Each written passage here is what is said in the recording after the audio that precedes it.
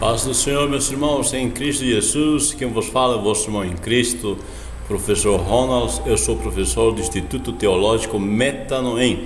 Muito obrigado por me permitir estar mais uma vez aí no teu lar, no teu carro, onde você estiver. Obrigado por me permitir estar com você. Estamos agora falando da lição número 5 da nossa lição da Escola Bíblica Dominical da editora Betel. Para quem ainda não se inscreveu, inscreva-se no nosso canal, assim você receberá notificação quando for lançado a próxima lição. E ligue aquele sininho, tá? Para você ser notificado e você já ter acesso imediato para a aula quando é lançada.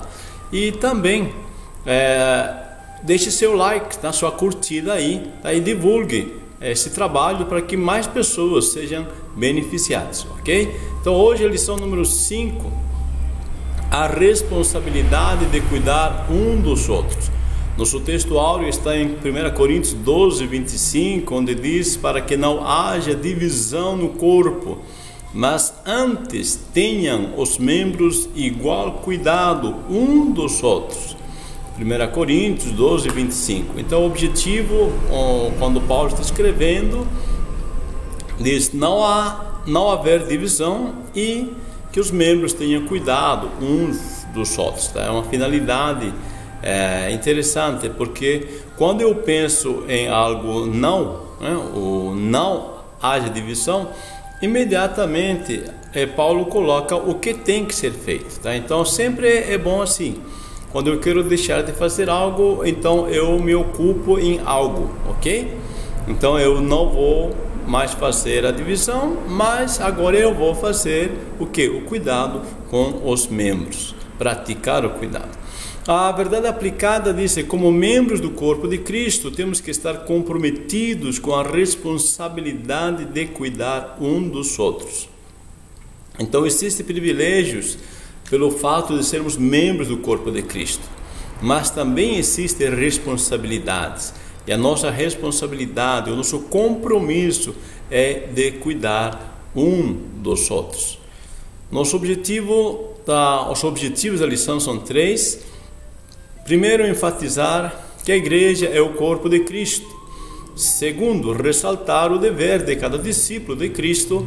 E terceiro, mostrar a necessidade do cuidado com o próximo.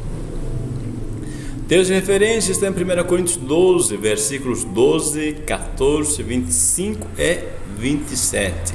Você lê em casa com calma. Eu vou para a introdução, onde nos diz assim: todos os membros do corpo de Cristo têm a responsabilidade de cuidar e servir uns aos outros. Não é tarefa apenas dos que lideram ou fazem parte do ministério da igreja local, mas de todos os que têm o Espírito Santo.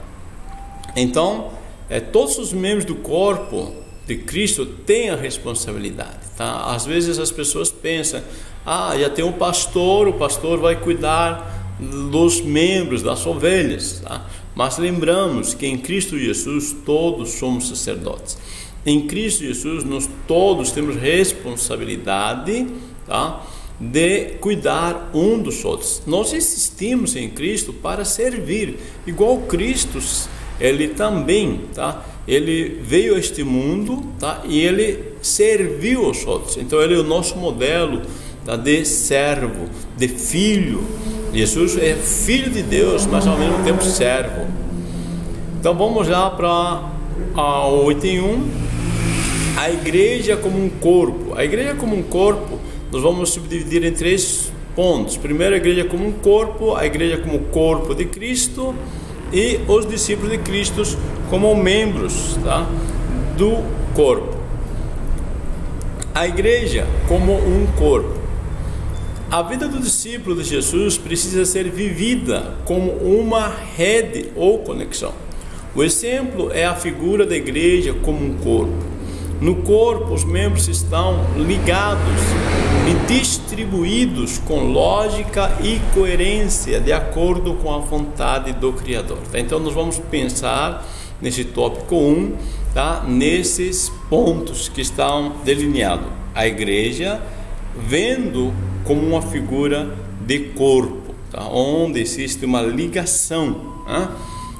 E cada membro é interdependente, tá? Os membros são distribuídos com lógica, coerência, e existe uma interdependência entre eles. Veja, no 1.1 diz: a igreja como corpo. É notória a atração produzida pela forma em que as distintas partes cooperam. Veja, o corpo é constituído de vários membros, mas cada membro, por menor que seja, coopera com a situação toda do corpo, com todo o sistema. Eu coloquei aqui 1 Coríntios 12, 21. Veja o que nos diz em 1 Coríntios 12, 21 na nossa Bíblia. Todos, aliás, não podem os olhos dizer à mão: não precisamos de ti, nem ainda a cabeça aos pés: não precisamos de vós. Tá? Não dá. A cabeça não pode olhar para o pé e dizer: não preciso de vós. Tá? Aí eu coloquei uma figura que é interessante, porque segundo a medicina, o dedão do pé é um membro muito importante, pois ele é responsável pelo equilíbrio do corpo todo e produz o impulso para passar para o outro passo. Olha só, tá? É o dedo, né, pequenininho, está lá, tá? E você poderia dizer: eu vou arrancar ele, que eu acho que não vai me servir. Se arrancar esse dedão, tá? Esse dedo aí, tá? O que vai acontecer? Você vai perder o equilíbrio e todo o corpo vai perecer, tá? Por falta, tá? Desse dedo. E você percebe então que cada parte, tá? Do corpo, por mais que pareça pequeno, insignificante, é necessário. Assim também a igreja, ou na igreja, todos os membros, tá? São pessoas indispensáveis. Você é uma pessoa indispensável, tá? Insubstituível. Sim, é isso mesmo que estou dizendo, insubstituível em Cristo, tá? Porque Deus nos criou com uma missão, com uma razão de ser, tá? Eu sei, tá? Eu estou entendendo que alguém pode dizer: não, mas como é insubstituível? Todos são substituíveis. Calma, hein? Nós sabemos, tá? Que somos criados dentro de um objetivo, de uma razão de existência. Talvez outro poderá fazer o papel que eu faço, com certeza, mas nunca fará, tá? Dentro, tá? Daquele sistema que eu faço. Cada um é cada um. Cada membro faz seu papel. A mão direita faz o que a mão esquerda faz, pode ser. Se você escreve, se você é destro, né, e escreve com a mão direita, talvez, se você treinar, também escreva com a esquerda, tá? Mas nunca será indispensável o direito. Agora já aprendi a escrever com a mão direita, então vou cortar minha mão. Aliás, já aprendi a escrever com a esquerda, né? Agora vou cortar minha mão direita. Você não vai fazer isso, tá? Nem mesmo assim também com outros membros, como o pé e etc. Então, a questão aqui é você visualizar. A igreja é constituída de distintas partes interdependentes. As diversas funções das partes são essenciais ao bem-estar da totalidade do corpo. Isso inclui também o comportamento humano, tá? Às vezes isso é bom, né? Igual esse desenho de fundo que está aí. Às vezes é bom eu pegar e enxergar, né, todos os demais membros do corpo de Cristo e ver o valor que cada um deles tem. E vamos perceber uma coisa, tá? Somos uma unidade interdependente e sistêmica, tá? Ou seja, fazemos parte de um sistema onde cada parte depende da outra parte, um membro depende da outra parte. Então aí a grande pergunta seria: que membro sou eu, né? Que membro você é? Que função você tem? Tá? E com certeza Deus te fez com uma função, Deus te fez com uma missão de vida, com uma razão de existência.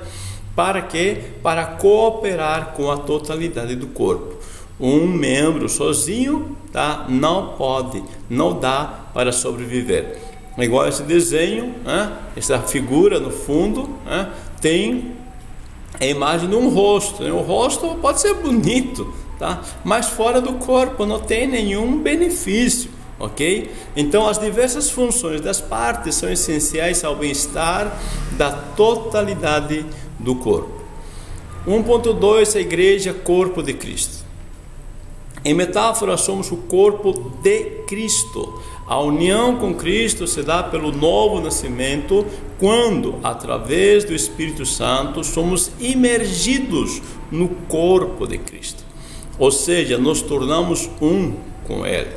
Então, quando diz aqui, somos imergidos no corpo de Cristo, ou somos, o texto diz, batizados, tá? Literalmente, imergidos no corpo de Cristo, o que acontece? Eu me torno um. Tá? Imagine, por exemplo, se você fosse carregar 40 litros de água nas costas. Tá? Olha, carregar dá um trabalho, né? É pesado, né? 40 litros de água é pesado. Você carregar por 1 quilômetro, tá? Nossa, isso ia cansar muito. Agora, que tal colocar em cima das tuas costas mais de 5.000 litros de água, mais de 20.000 litros de água?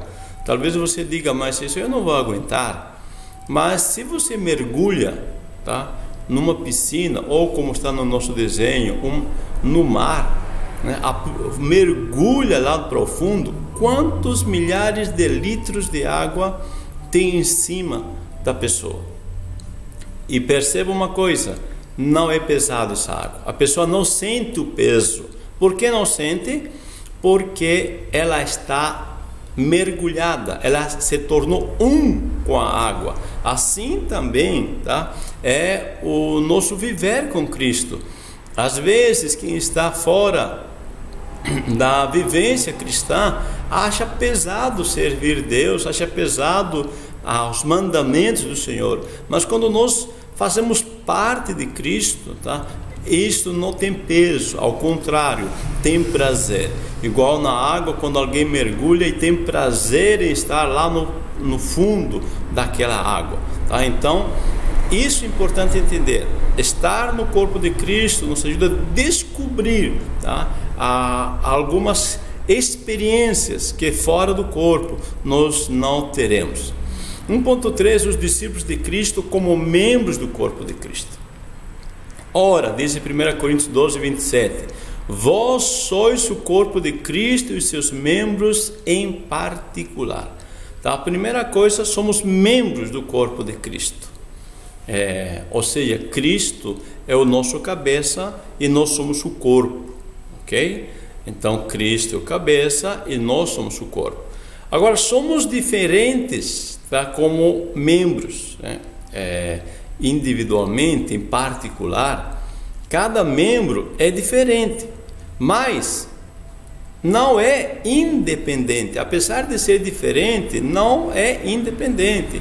A cabeça não pode dizer para o pé, não preciso de você, dá para viver minha vida independente de você. Ou o braço direito não dá para dizer, né, para a cabeça, tá? Oh, eu não preciso de você, eu que me viro, tá? Não, são diferentes, mas não independentes, pois precisamos uns dos outros. Também há unidade, tá? Não há uniformidade. Veja, Paulo disse assim: imagina se todo o corpo fosse olho, né? Ou se todo o corpo fosse uma orelha, né? Seria um monstro, tá? Então não há um só membro no corpo, mas ao mesmo tempo de haver diferentes membros, existe uniformidade, um sistema. Há vários membros, mas um só corpo, tá? Então a igreja, o corpo de Cristo, sempre vai ter pessoas diferentes, tá? Mas ao mesmo tempo, tá, vai ter unidade, tá? Apesar da variedade de membros que existe. O ser humano, cada ser humano é um ser, uma pessoa diferente, e nós deveríamos aprender a conviver com essa situação. Aí nós temos aqui o dever de cada discípulo de Cristo. Vamos a primeiro subtítulo: tendências que diminuem a importância do cuidado mútuo. capacitados pelo Espírito Santo e todos necessitam de cuidados. Então, o dever de cada discípulo, no 2 diz assim: é interessante lembrar da pergunta que Deus fez para Caim: onde está Abel, teu irmão? E da resposta de Caim, que disse: não sei, sou eu guardador do meu irmão? O que nós percebemos aqui? Que o pecado afetou o relacionamento do homem com Deus e, consequentemente, o relacionamento com o próximo. Isso você já vê lá no jardim, quando Adão e Eva pecaram.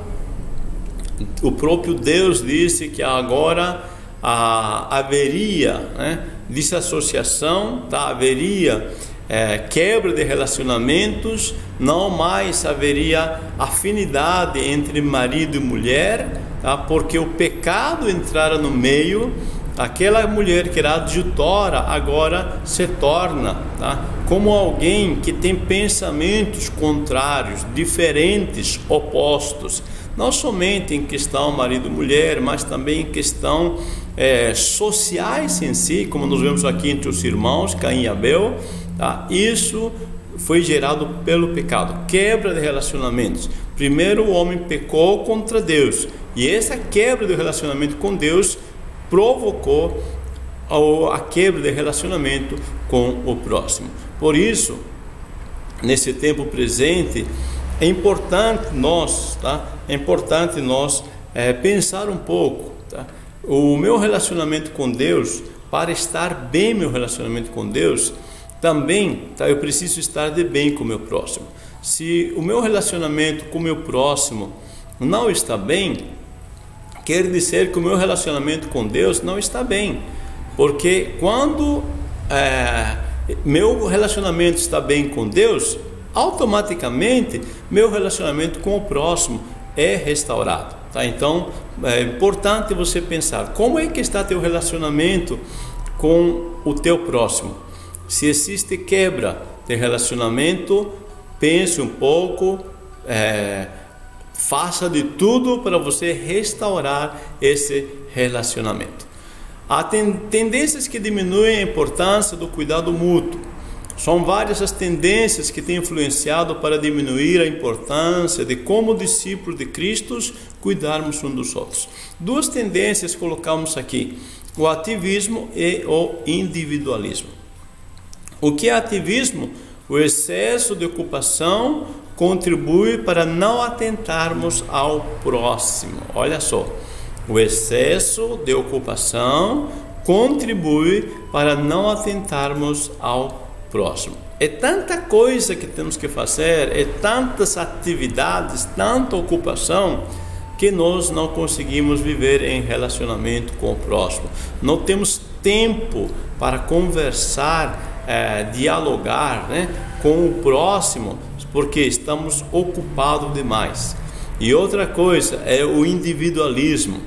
Dentro desse ativismo, a nossa atitude às vezes é potencializada, esse individualismo, por experiências anteriores.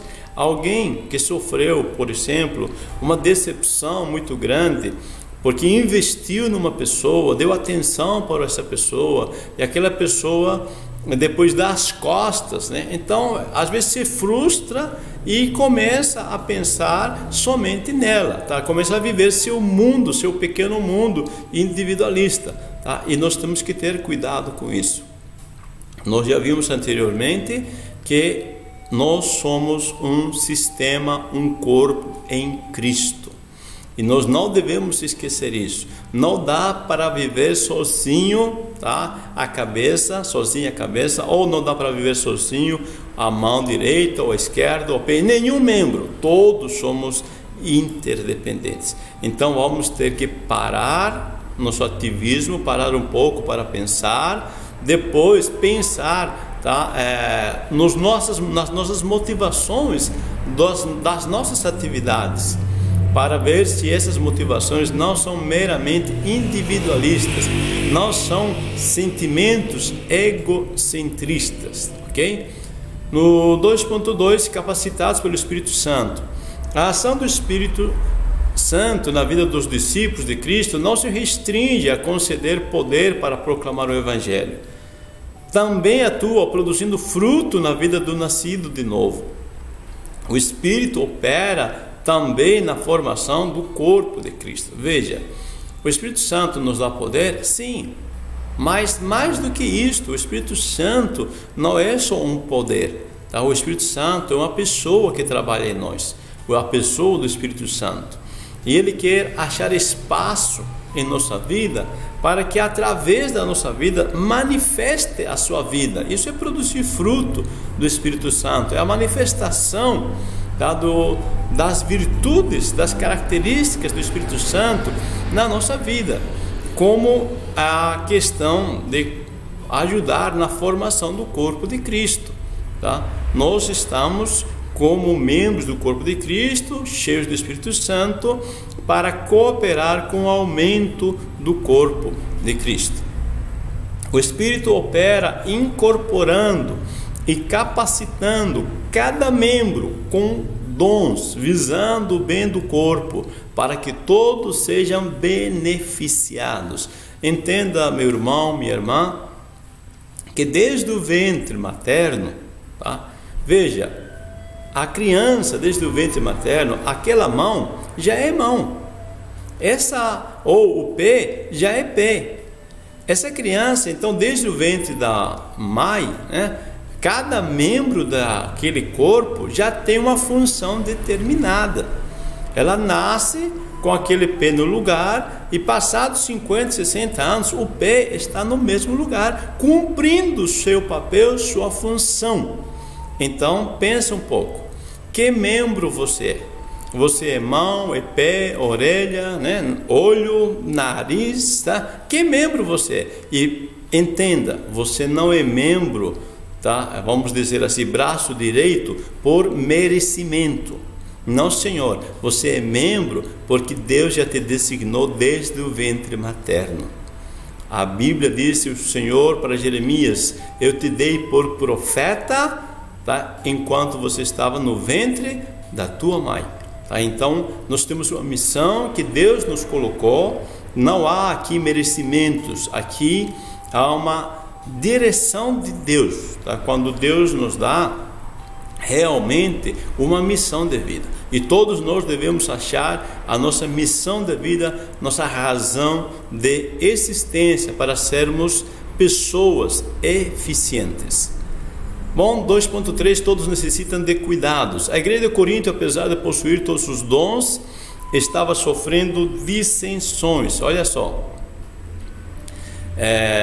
ter os dons espirituais não quer dizer que é uma pessoa espiritual, tá? Não confundamos dons espirituais com frutos do Espírito Santo. Frutos do Espírito Santo são mudança de caráter, e há dons espirituais não é isto, tá? Então, no corpo de Cristo, lá em Corinto, as pessoas tinham dons, mas não tinham frutos, ok? Então, não existe membro no corpo de Cristo tão carente que esteja isento da responsabilidade de cuidar de outros. Olha só, tem pessoas que se fazem de coitadinhos, né? Tem pessoas que se fazem assim de vítimas e se dizem assim: eu sou tão fraco, eu sou tão carente que eu preciso que todo mundo me ajude e eu não tenho condição de ajudar ninguém. Será que não tem condição de ajudar ninguém? Será que realmente a pessoa não pode fazer nada em absoluto? Às vezes as pessoas dizem assim: mas eu não tenho dinheiro, não tenho estudo. Não estamos falando em dinheiro, não estamos falando em estudo. Então você pode fazer muitas outras coisas, tá? Independente da situação, tá? Então você pense, nunca tome postura de vítima, tome postura de alguém que resolva problemas, situações. Na próxima parte diz: também não existe um membro tão completo que não necessite de cuidados. Olha só, não existe uma pessoa que possa dizer: olha, eu não preciso de nada nem de ninguém, eu estou completo, tá? Não existe esse ser humano. Tá? Nós somos, como sociedade em si, como pessoas que estamos nesse planeta Terra, interdependentes uns dos outros. Então não existe um membro tão completo que não necessita de cuidados. Tá? Para que isso? Para que não haja divisão no corpo. No item 3, vamos atentando às exortações bíblicas. 3.1, servir uns aos outros, primeiro tópico. Segundo, resultado de transformação. E terceiro, serviço como consequência de comunhão. Atentando às exortações bíblicas, são inúmeras as exortações bíblicas em relação às atitudes dos discípulos de Jesus Cristo, uns para com os outros. Portanto, temos ordens divinas e capacitação do Espírito Santo. Não há justificativas para não cumprirmos nossa responsabilidade de cuidarmos uns dos outros. Perceba então que tem muitos versículos, tá, que nos mostram da nossa responsabilidade. É uma ordem de Deus, cuidarmos uns dos outros. Então, não há, tá, justificativa. Eu não sabia. Não. Lê, aí nós temos 1 Coríntios 12, 25, Gálatas 5, 13, Filipenses 2 e outros textos, onde nos mostram da nossa responsabilidade. E além de nós termos a responsabilidade, temos a capacitação do Espírito Santo. Tá? Aí não há justificativa. Deus te capacitou, Deus te deu graça, Deus te deu amor, Deus te deu fé. Agora basta você colocar em ação tudo isso em vista do servir ao corpo de Cristo, servir uns aos outros. O apóstolo Paulo exortou quanto à necessidade de a igreja agir para não dar lugar às lutas e discordâncias entre os membros da igreja. O amor é apresentado como argumento. Veja, havia em Gálatas brigas, discórdias tão fortes que Paulo disse: vocês estão se devorando uns aos outros. E ele coloca que existe uma lei, né? Diz: a lei se cumpre numa só palavra: amarás ao teu próximo como a ti mesmo. Então, quando nós amamos, né, aos outros, né, como a nós mesmos, tá, nós não temos razão de brigar, de discordar. Tá? De discordar, eu quero dizer, colocar contendas, tá? Não há razão, tá? O amor encobre uma multidão de pecados, ou seja, ele pode perdoar qualquer situação. Temos liberdade, porém, liberdade não para pecar, mas servirmos uns aos outros pelo amor. Porque em Gálatas 5,13 diz: porque vós, irmãos, fostes chamados à liberdade, não useis então da liberdade para dar ocasião à carne, mas servi-vos uns aos outros pelo amor. Olha o que Paulo está dizendo: não abuse, né? Você tem liberdade entre os irmãos, você tem confiança entre os irmãos, mas essa liberdade, tá, não deve exceder a ponto de você machucar o irmão, né? Não dê ocasião à carne, está dizendo isso. Não deixe ultrapassar os limites, tá? A tua liberdade, né, termina, tá, onde começa do outro. Você tem que saber ter limites, né?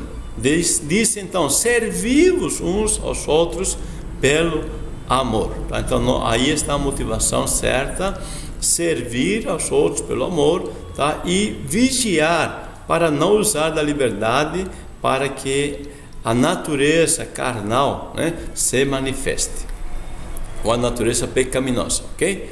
3.2, resultados de transformação.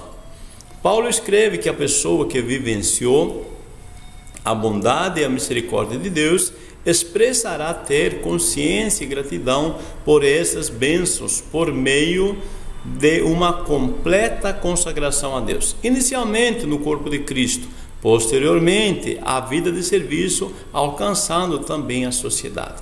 Então, se eu estou em Cristo, tá, eu devo ser grato a Deus. Como é que eu sou grato a Deus? Expressando, tá, essa gratidão, convivendo ou servindo ao corpo de Cristo.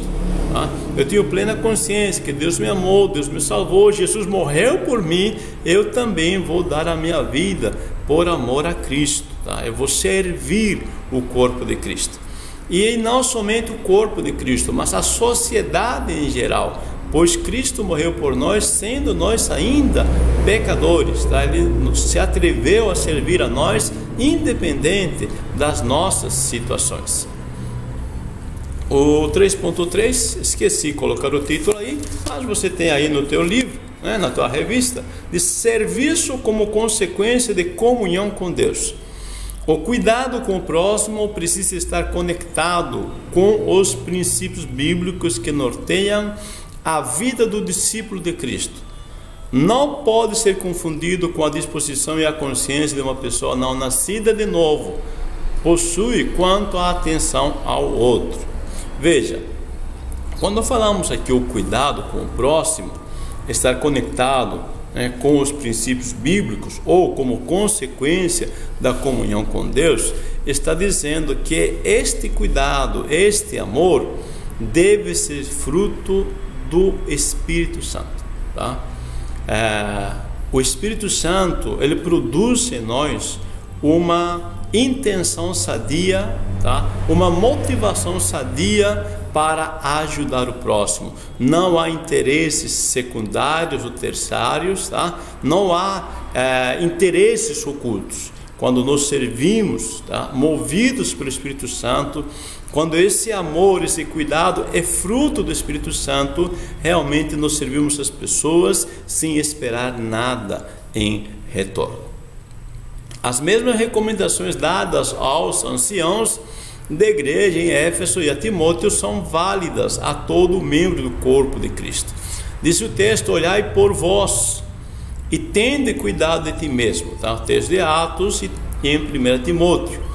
É possível que um membro da igreja se volte tanto para ajudar o outro e não atente para a necessidade de manter vigilância quanto ao cuidado, né, com a própria vida espiritual e buscar constante direção do Espírito Santo. Olha só, aqui há uma situação que às vezes as pessoas confundem, tá, o servir aos outros como sendo meramente, tá, alguém que viva para os outros. Não é bem assim, ok? Vamos voltar aqui. Tá, o que nós estamos dizendo? Você tem que servir aos outros, sim, tá? Você tem que abençoar os outros, sim, tá? Mas não descuida de você mesmo, tá? Aliás, né, ninguém que está caído, né, poderá, né, ajudar com eficiência a outro que está caído. Tá? Podemos ajudar de alguma forma, sim, em qualquer situação, mas, tá, com eficiência não.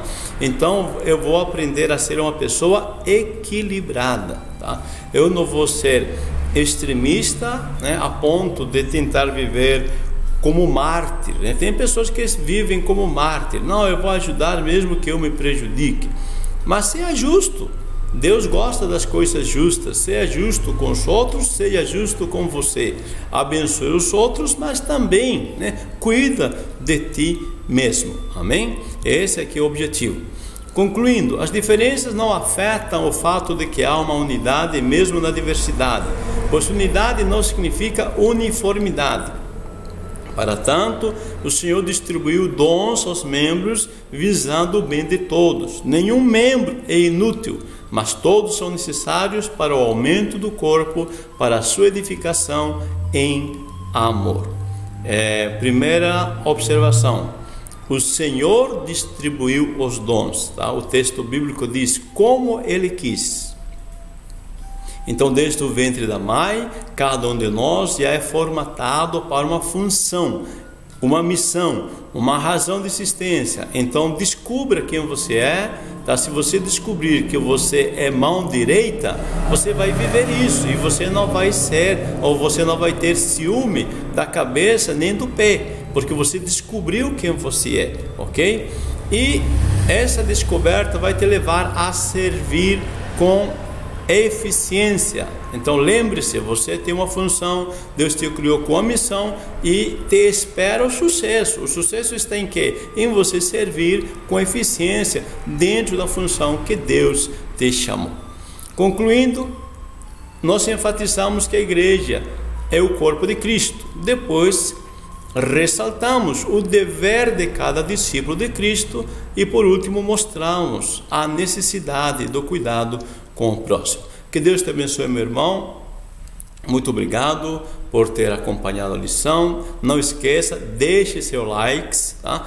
Inscreva-se em nosso canal e compartilhe abençoando outras pessoas com esta lição. Deus te abençoe, muito obrigado. Uma boa escola bíblica dominical neste domingo.